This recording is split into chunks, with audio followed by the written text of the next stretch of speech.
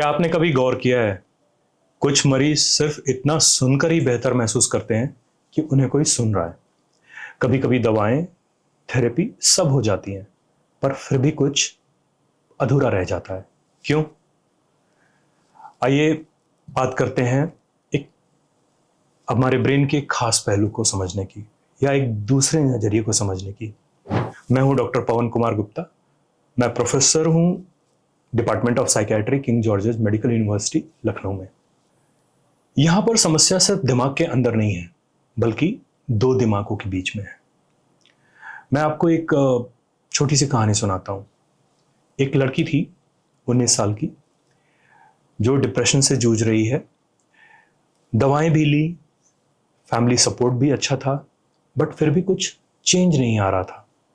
Therapy के दौरान उन्होंने एक दिन कहा, मुझे नहीं लगता कि मैं कभी सेफ फील कर पाऊंगी, या मुझे कभी किसी ने सेफ फील करने नहीं दिया।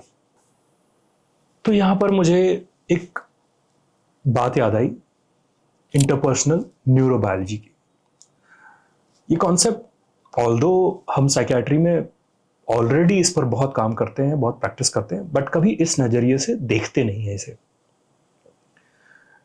और जब मैंने इस कॉन्सेप्ट के बारे में सोचा, इंटरपर्सनल न्यूरोबायोलॉजी, तो मुझे काफ़ी चीज़ें फिट इन होना शुरू हो गई इस लड़की के बारे में। आइए इसको हम लोग धीरे धीरे समझते हैं। हमारा दिमाग, यानी मनुष्य का दिमाग, सिर्फ सोचने या याद रखने के लिए नहीं बना है। बेसिकली ये रिश्तों के लिए डिजाइन हुआ है। ये एक्चुअली ग्रो करता है रिश्तों से। सबसे पहले इसको समझने के लिए समझते हैं एचपी एक्सिस क्या होता है। ये एक तनाव की प्रक्रिया है, जो ये एक ब्रेन का एक हिस्सा है, या हमारे कह सकते हैं हमारे पूरे शरीर का एक तंत्र है जो हमारे स्ट्रेस को मैनेज करता है। जब भी हम तनाव में होते हैं तो सबसे पहले हाइपोथैलेमस, जो कि हमारे ब्रेन का वो हिस्सा है जो सबसे पहले स्ट्रेस को या तनाव को पहचानता है, ये एक हार्मोन रिलीज करता है जिसे कहते हैं कॉर्टिकोट्रोपिन रिलीजिंग हार्मोन, यानी CRH। ये CRH फिर पिट्यूटरी ग्लैंड को एक्टिवेट करता है, जिससे ACTH नाम का हार्मोन बनता है, जिसे कहते हैं एड्रेनोकार्टिकोट्रोपिक हार्मोन।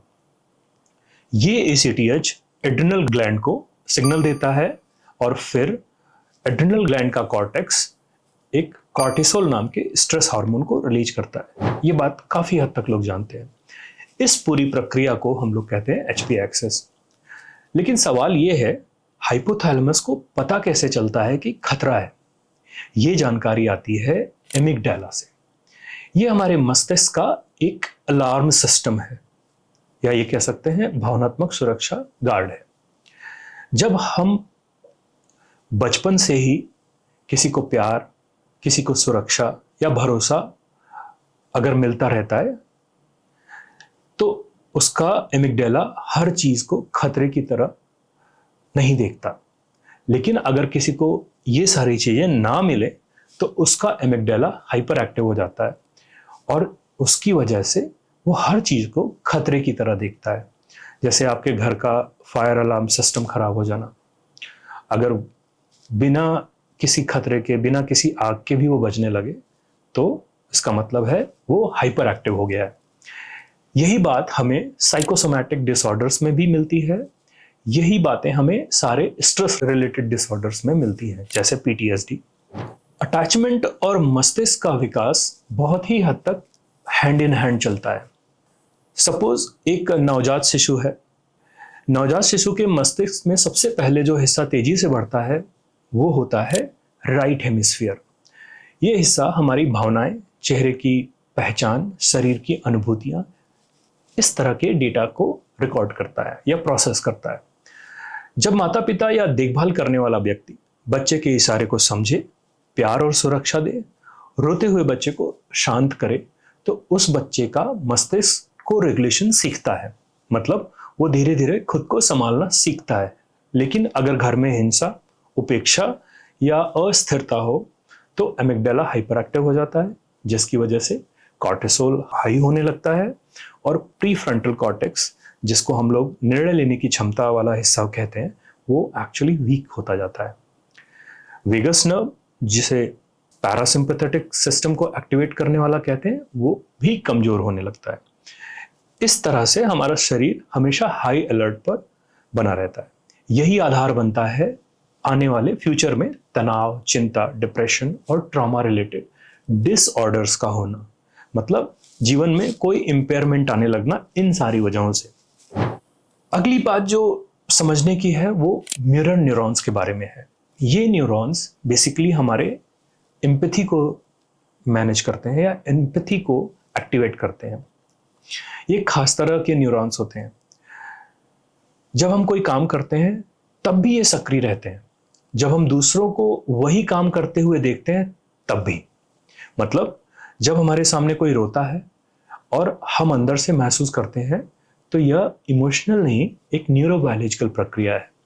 मतलब इस प्रक्रिया से हम समझ सकते हैं कि कैसे थेरेपी हमारे अंदर बायोलॉजिकल चेंज लाती है। या ये नहीं कह सकते कि ये सिर्फ एक फीलिंग है या एक इमोशनल है या एक फंक्शनल है, इसके पीछे एक पूरी न्यूरोबायोलॉजिकल थ्योरी है। जब भी कोई सामने वाला व्यक्ति आपसे बात करता है, आपके लिए एम्पैथी शो करता है जैसे थेरेपिस्ट, तो उसकी वजह से उसके अंदर जो एम्पैथी आती है मरीज के प्रति या क्लाइंट के प्रति, वो मिरर न्यूरॉन्स उसको सेंस करते हैं और वैसे ही इमोशंस क्लाइंट के दिमाग में क्रिएट करते हैं। तो थेरेपी सिर्फ साइकोलॉजिकल नहीं है, it is very much biological.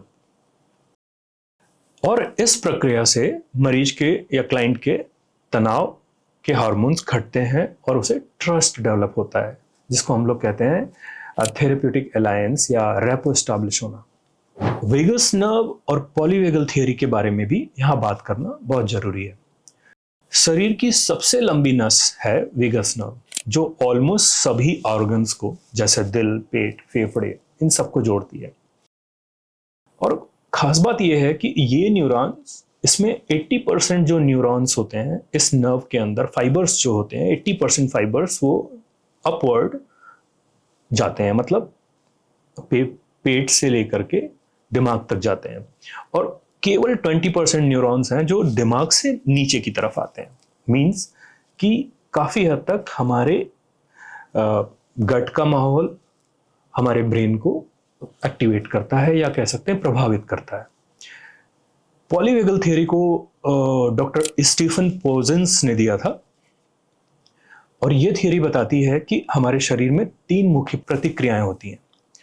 पहली वेंट्रल वेगल स्टेट, जब हम सुरक्षित और जुड़ाव में होते हैं, हमारा चेहरा शांत होता है, दिल की धड़कनें नियंत्रित होती हैं और सामाजिक जुड़ाव पॉसिबल हो पाता है। सिंपैथेटिक एक्टिवेशन, जैसे खतरा महसूस होते ही फाइट और फ्लाइट, घबराहट, पसीना, बढ़ी हुई धड़कन का होना। तीसरा डॉर्सल वेगल शटडाउन, जब खतरा बहुत ज्यादा लगे तो सुन्न हो जाना या फ्रीज हो जाना, डिसोसिएशन होना, थकान होना या बर्नआउट होना।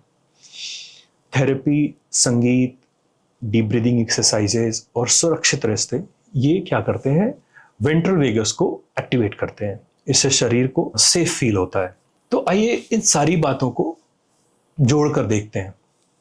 मींस डॉक्टर डैन सिगल ये कहते हैं कि इंटीग्रेशन यानी विभिन्न हिस्सों को जोड़ करके देखना, मस्तिष्क के अंदर और इंसानों के बीच। मतलब किसी एक व्यक्ति के सिर्फ बायोलॉजी को ना देख करके 2 लोगों के बायोलॉजी के इंटरकनेक्शन को देखना। मतलब अभी तक हम लोग क्या करते हैं, जब भी हमारे पास क्लाइंट आता है, जब भी हम ह्यूमन बायोलॉजी की बात करते हैं तो हम एक इंडिविजुअल ह्यूमन बायोलॉजी की बात करते हैं। लेकिन डॉक्टर डैन सिगल कहते हैं कि एक प्रक्रिया ऐसी होती है जो बेसिकली 2 इंसानों के बीच की प्रक्रिया को साथ ही साथ प्रभावित करती है, इसलिए इसको इंटरपर्सनल न्यूरोबायोलॉजी कहते हैं। जैसे integration of right and left brain, integration of thinking and emotions, integration of body and soul, integration of self and others relation.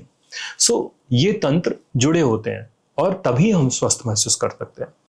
Disintegration या डिसइंटीग्रेशन से क्या होता है, केओस जनरेट होता है। मींस या रिजिडिटी आती है। माइंडफुलनेस, रिलेशनल थेरेपी या सेल्फ कंपैशन इन तंत्रों को जोड़ने में मदद करते हैं। व्हाई साइकाट्री और ये कह सकते हैं कि मनोचिकित्सा में इंटरपर्सनल न्यूरोबायोलॉजी की इंपॉर्टेंस क्यों है?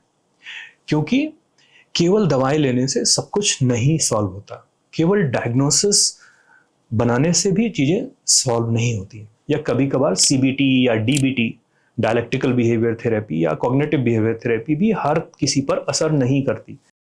जब तक हम यह नहीं समझेंगे कि मरीज का दिमाग कैसे रिश्ते से बना है, उसके बचपन के अनुभवों ने उसके न्यूरॉन्स को कैसे ढाला है, हमारी उपस्थिति उसके सिस्टम को कैसे सेंस करती है, तब तक हमारी कोई भी चिकित्सा प्रणाली अधूरी रहेगी। तो अगली बार जब भी हम किसी मरीज से मिले, उसकी आंखों में देखें और सोचें, क्या मैंने इस इंसान के लिए एक सुरक्षित संबंध एस्टैब्लिश किया है या नहीं, या एक सेफ इसे महसूस कराया है कि नहीं। शायद उसकी सबसे जो इम्पोर्टेंट मेडिसिन है वो है उसे सेफ फील कराना।